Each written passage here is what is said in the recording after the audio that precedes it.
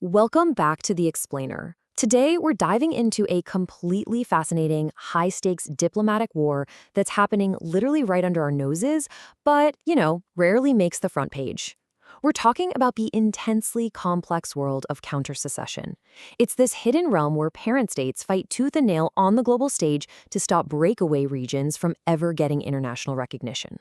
Okay, let's dive into this. How exactly do you stop a brand new country from existing the moment it declares independence? Well, it really helps to think of global geopolitics as this massive, invisible chess match. On one side, you've got a breakaway territory desperately trying to pull up a chair at the international table. And on the flip side, the parent country is actively running a highly coordinated, meticulous strategy to block them at every single turn.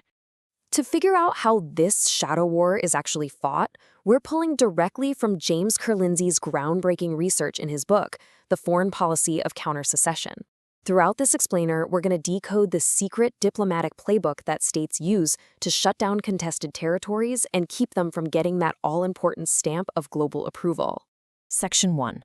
The Rules of Recognition. To really get the tactics we're about to cover, we first have to understand that parent states walk into this fight with a huge built-in structural advantage. Now, historically, the rules of the game have evolved quite a bit. Back in the late 18th century, it was basically accepted that you absolutely needed the parent state's permission to be recognized as a new country. Fast forward to the 1930s, the Montevideo Convention laid out a formal checklist for statehood, stuff like having a defined territory and a settled population. But the real game changer happened after World War II. Today, the international community fiercely, and I mean fiercely, protects existing borders. They completely despise unilateral secession, unless, of course, it's a very specific case of decolonization. Because of that post-World War II shift, the bar for recognition today is just astronomically high. States are fundamentally conservative when it comes to borders. They definitely don't want to accidentally trigger a domino effect of breakaways in their own backyards, right? So a parent state trying to contest a secession, they already have a massive head start. The global default setting is literally hardwired to help them block those breakaway movements. Section 2. Stopping creeping recognition. So, an initial declaration of independence, that's really just the opening bell. From there, parent states have to fight day in and day out to stop what's called Taiwanization, or creeping recognition. This is essentially the slow, gradual process where a breakaway territory starts gaining international legitimacy through unofficial back-channel ways. And let me tell you, parent states are absolutely terrified of this slow legitimization. They know that if a territory starts acting like a normal state and being treated like a state in everyday affairs, well, formal recognition might just follow. So they fight it relentlessly. That fear leads directly to a core step-by-step strategy, the counter-secession playbook. Step 1, the parent state has to reject the secession immediately. Any hesitation looks like tacit agreement.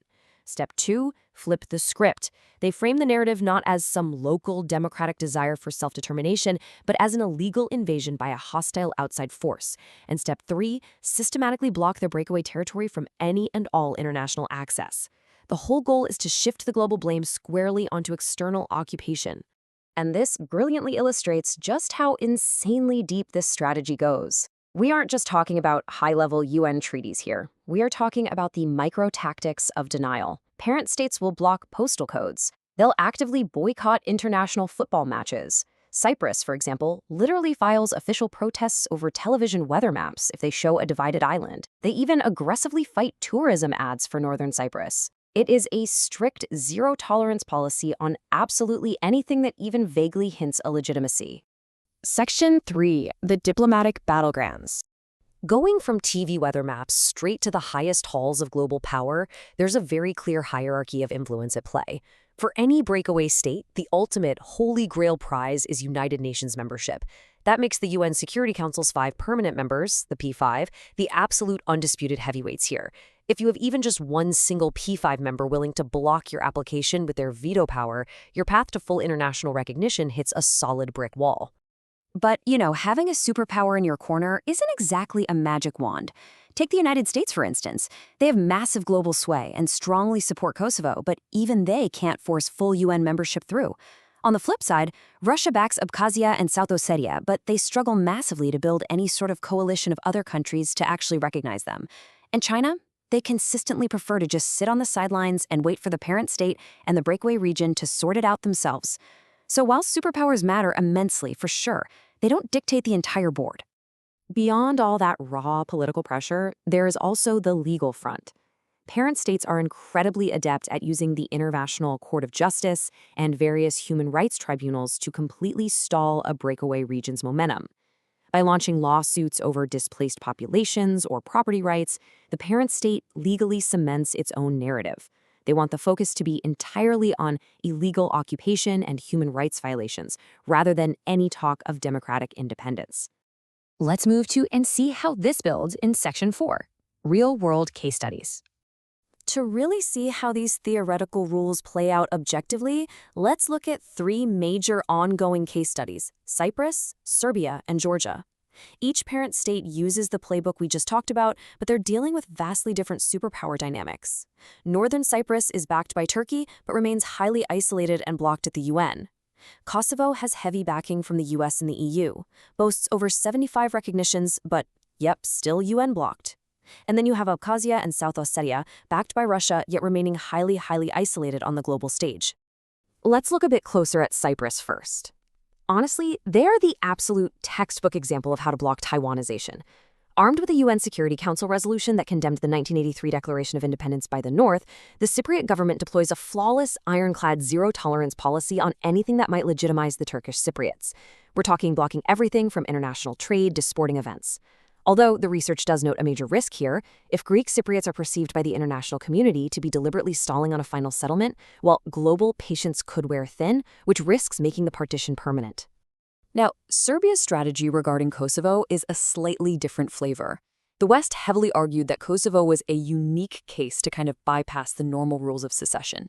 In response, Serbia leverages Russia and China to block UN entry, and they engage in this incredibly intense, globe-trotting diplomatic campaign to halt any further recognitions. But here is the really interesting part. The source research suggests Serbia's frantic lobbying isn't necessarily about the realistic expectation of fully reintegrating Kosovo. Honestly, taking it back completely would be an unbearable economic drain. It's actually more about gaining the ultimate leverage at the negotiating table, especially regarding the status of North Kosovo. Finally, we have Georgia. Right after Russia formally recognized Abkhazia and South Ossetia back in 2008, Georgia went into overdrive, rapidly expanding its embassy network all over the world. They rely heavily on bilateral diplomacy and strong Western support to counter Russia's influence.